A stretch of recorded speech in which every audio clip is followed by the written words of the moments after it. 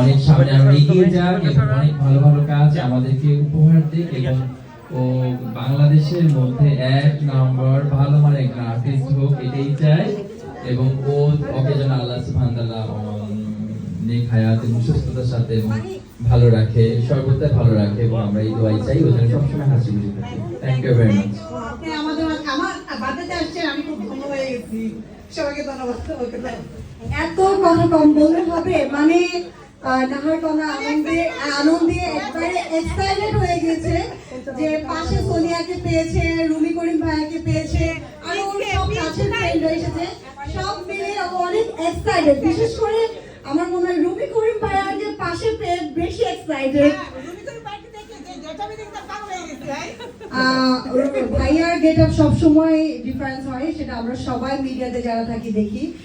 তার ডিজাইনের ড্রেস এবং ডিজাইনের শু এবং সবকিছু মিলে তার ডিজাইন অনেক সুন্দর হয়। আর সে তো এইটার পাশাপাশি অন্য কিছু ডিজাইন করে, সেটা তো আপনারা জানেনই। অনেক গুণের আজকে আমরা সে প্রমোশন না করি, কারণ আমরা আজকে আমার ফ্রেন্ডের বার্থডে এসেছে এবং নাহার কন্যা আমরা অনেকক্ষণ ধরে ওয়েট করছি কেক কাটার। এই মুহূর্তটা আমরা বেশি কথা